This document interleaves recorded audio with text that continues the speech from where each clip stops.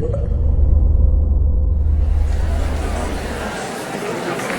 experience is limited to a film which I made. Though I understand, everybody, when it comes to terrorism, everybody thinks that the real terrorism in India is in Kashmir, isn't it? When I was making this film, I also thought so. When I was making this film, when I was releasing the film, I went to lots of colleges and universities, all young boys and girls, and I used to ask them, where do you think the maximum terrorism takes place? And in every single university, they said Kashmir, right? But the facts are different. You know, the third largest terrorist group in the entire world is in India, and it's called Naxalism or Maoism. And they operate in 29 districts, and 40% of India is infested today with Naxal movement. I call it Naxal movement because it started in a place called Naxalbari. It's also known as Maoism.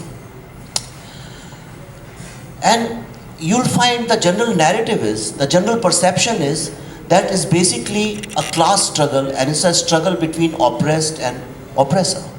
And that's why you will find most of the movies which are made in the world, or the narrative in media, or the intellectuals, or in panel discussions, you'll find a lot of people supporting it.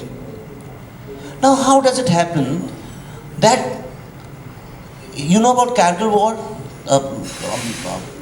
You guys know about it? Okay. More people have lost lives in Red Corridor, the place where Naxal movement takes place, than they ever lost in India-Pakistan war, and we have had 3 wars and Kargil +1, so almost 4 wars, right? Now, why is it that the biggest threat to this country, see, the threat which comes from outside the country, which is outside the border, for that you have military, for that you have air force, you have war strategy, and you can fight it. But how do you fight terrorists who are between us, who are one of us? I won't be surprised if one of us, somewhere directly or indirectly, is linked with this movement. You won't even know. You won't even realize. Somebody in your family, somebody in your classroom, somebody, your professor, your doctor, maybe your lawyer. Now, how has it happened? Because they are fighting what is called the 4G strategy, the 4th generation strategy. And this strategy, on one hand, they fight in jungles with arms. On the other hand, and do you think that in the deep jungles of Chhattisgarh, where these people operate, which is not even connected with roads or any kind of infrastructure, how is it possible that it is surviving, thriving, and it's prospering all the times? The reason behind it, the 4th generation, as the Ajit Doval, the NSA of India, National Security Advisor, he says, is because this war actually is being controlled in the urban areas of India, and what is called urban Naxalism. And it's very unique to India. You won't find it. Now in Europe, this has started happening. The IS, they are following this strategy of Naxal movement of India. Now what happens is, they realized and what is their objective? It's a printed document, so don't be under any kind of misunderstanding that it's some kind of a covert operation. It's an overt operation. They have a document. They have 5 documents, you know it. They have 5 printed documents, and those documents says that what is their objective? Their objective is to topple the government of India, take over the state with armed struggle. It has to be fought only with arms.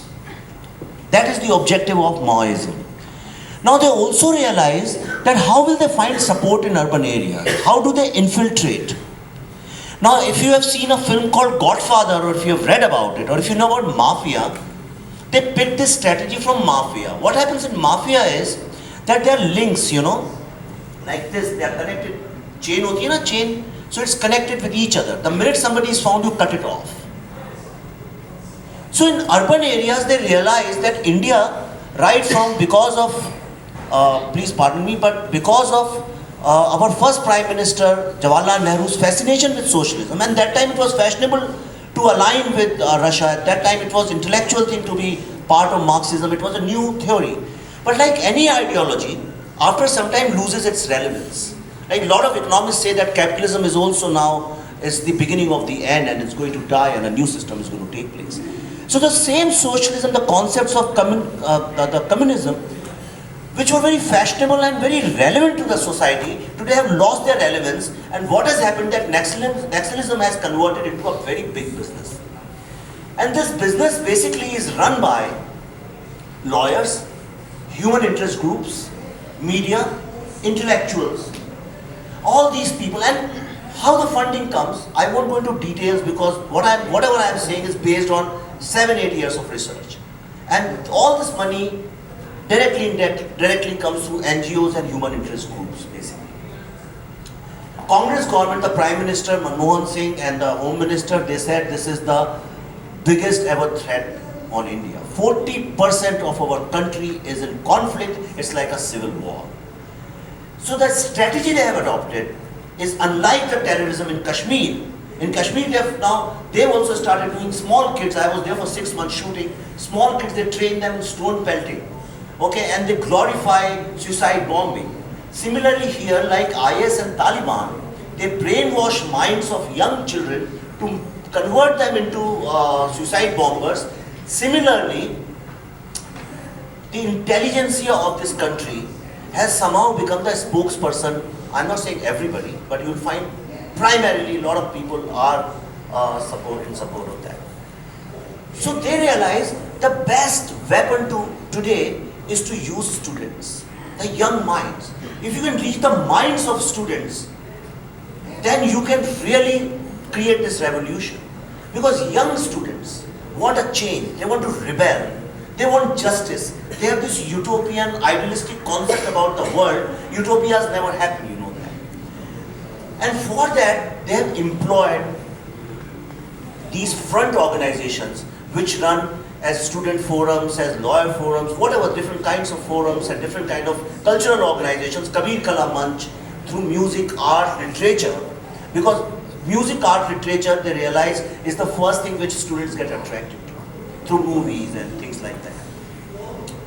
So the mind of the student today is the biggest weapon they have. In India, generally students who come from smaller towns, from oppressed caste system, they come to JNU and these big institutes. When they come, the first thing they start doing, the professors, they start brainwashing them slowly. I've been a victim of that when I was in college.